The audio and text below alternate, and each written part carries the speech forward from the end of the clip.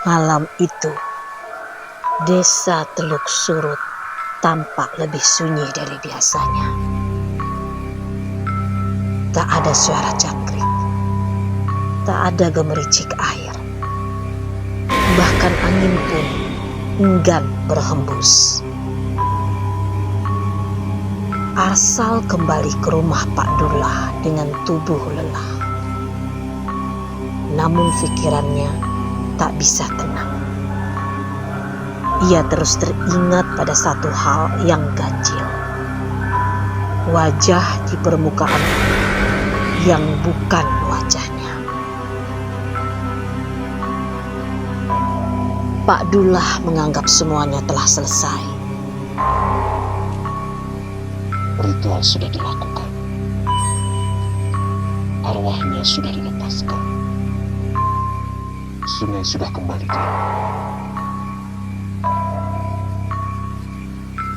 Namun Arsal tahu sesuatu belum beres. Ia memandangi air sungai dari jendela. Ia menyadari sejak ia menyebut nama Salia, ia sendiri mulai merasakan sesuatu yang asing dalam dirinya.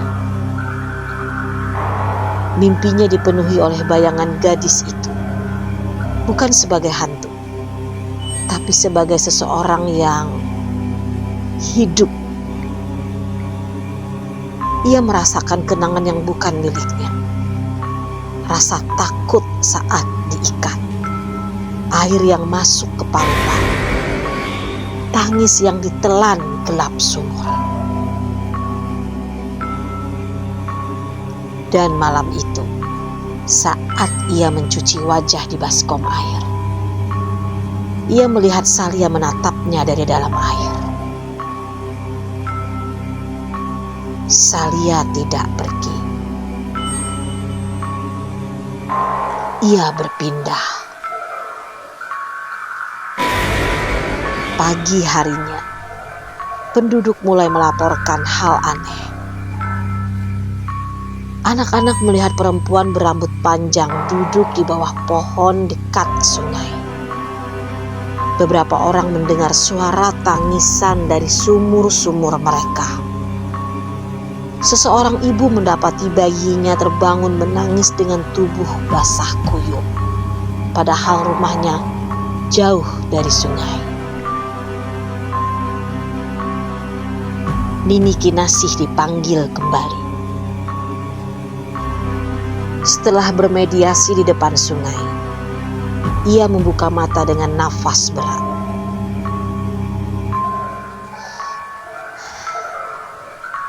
Arwahnya telah dilepas, tapi ia tidak memilih untuk pergi. Ia memilih menumpang tubuh yang menyebut namanya. Pak Dullah menoleh gemetar ke arah Arsal.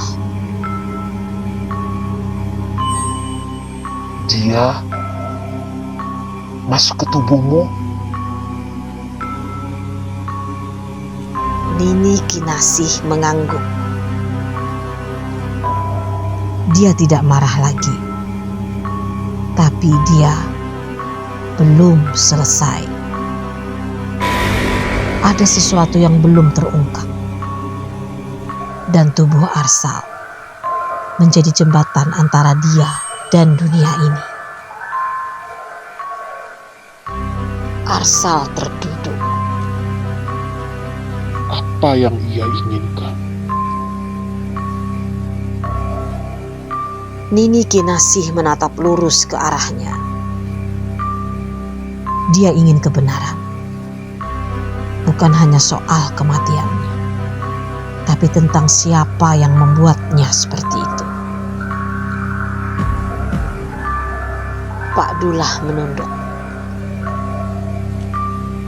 Aku tahu siapa yang bertanggung jawab.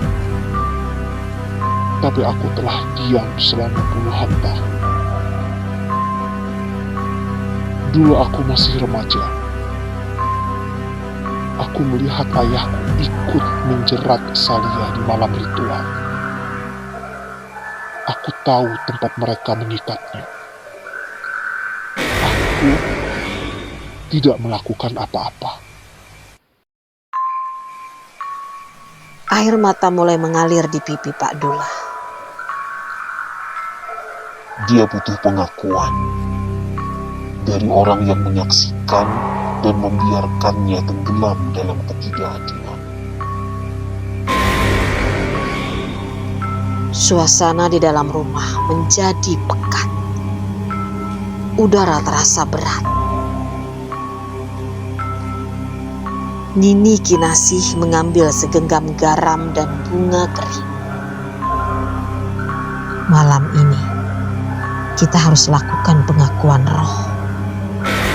Tapi ingat, begitu dimulai, Salia akan hadir sepenuhnya.